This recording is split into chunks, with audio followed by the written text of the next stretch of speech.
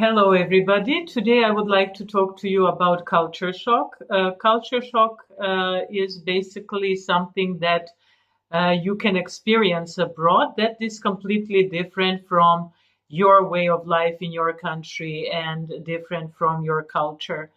Um, so, when I was living abroad, for example, in Spain and later on in Italy, I experienced culture shock because when I wanted to have a lunch break and go for shopping from 2 to 5 in Madrid and later on in Rome, I realized that all their shops were closed from 2 to 5 p.m. In Spain, they call this break a siesta. And this is the time they take to relax, to have a nap, and so on. In Serbia, we have a lunch break. That lunch break is not at a specific time. It is when nobody is in the shop. That is when you can eat, when basically nobody can see you, but you never physically leave the shop and close it because customers can come anytime and we care about money and profit. So you will never experience something like this in Serbia.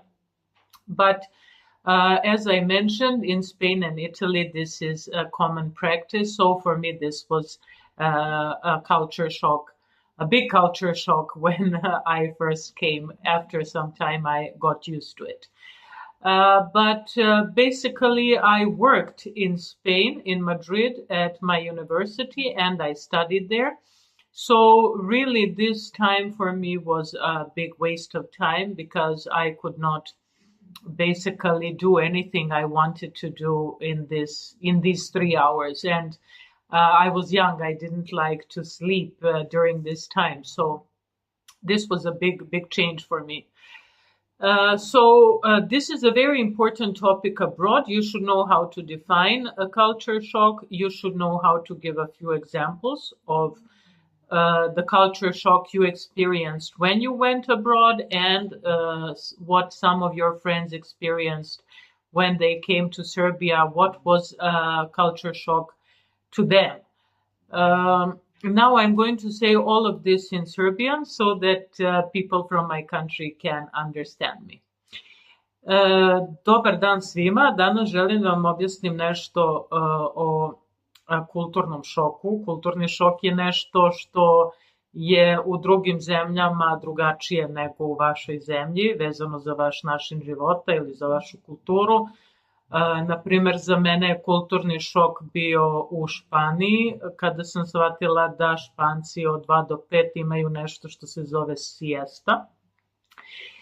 To je period kada oni spavaju, dremaju, odmaraju, spuste roletne. I ja sam tada radila i studirala na fakultetu u Madridu koji se zove St. Louis University. I zaista sam protraćila to vreme bez veze zato što nisam mogla šopingujem, nisam mogla da idem da jedem u većini restorana, tako da neki su radili, neki nisu, ali generalno bila sam mlada, nisam htela da spavam u to vreme, ali to je na primer isto bilo i u Italiji, u Rimu, isto taj razmak od 3 sata, kada je većina restorana bila zatvorena ili ako je bila otvorena niste mogli da ručate u to vreme, nego ste trebali da dođete posle toga. To je za mene bilo jako čudno, zato što u Srbiji uglavnom sve radnje rade i restorani od ujutru do uveče. Mi imamo nešto što se zove pauza za ručak, ali ta pauza je u trenutku kada nema nikog u radnji, nema neko specifično vreme i jedeš praktično kada nema nikog u radnji. Znači ne možeš fizički da napustiš radnju, da je zaključaš i da odeš, jer je nama stalo do para i do profita.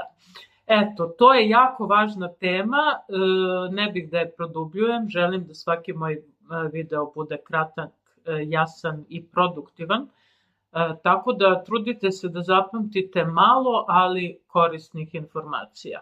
Eto, to bi bilo to za sada. Vidimo se uskoro, već sutra.